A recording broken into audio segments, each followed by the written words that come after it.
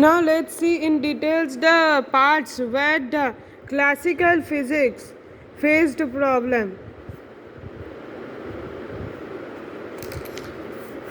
Now Newton physics, which is also very famous. Newton physics. Newton, who gave us about the gravity. Now his physics faced the problem in the following front. The problems are that the physical quantities such as the particle energy are generally variable and you cannot predict after a certain amount of time, but in the Newtonian physics you can predict. For example, when a freely falling body is falling from a height, the mass, the potential energy mgh, which we refer to, becomes zero when it reaches the ground.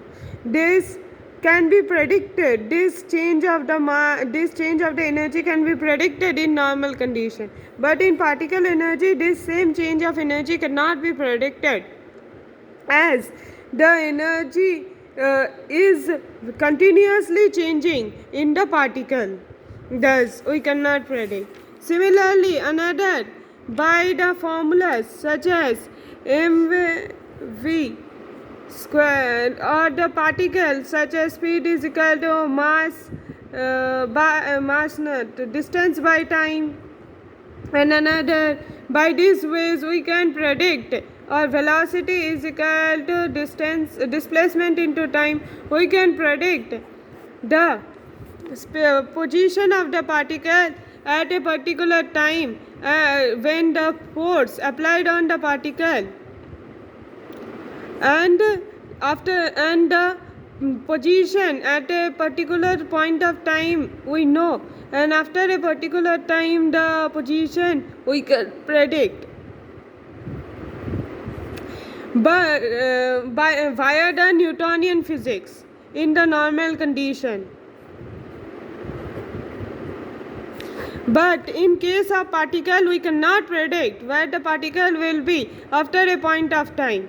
We can predict only one at a time in the case of particle. Either we can predict the momentum, or we can predict the position. This is because the way the particles are very much nano, so we cannot see with our naked eyes. Thus, to know the position of the particle, we have to bombard electrons on it. So when there will be deflection of the electrons, we can find, oh, here the particle is. Via that procedure we identify the position of a particle, and we also identify the momentum via that process. So thanks to that process we cannot find the momentum of the particle when we are finding out the position, and we cannot find the position of a particle when we are trying to find out the momentum of the particle.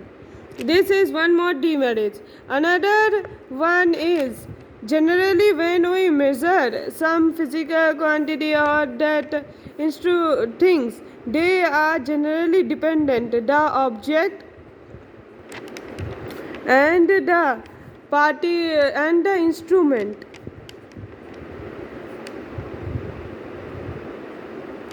are generally dependent on each other.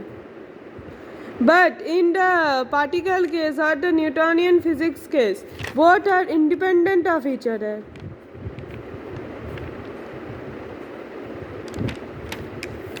The particle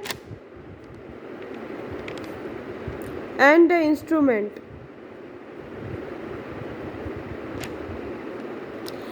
This is another demerits of the Newtonian physics.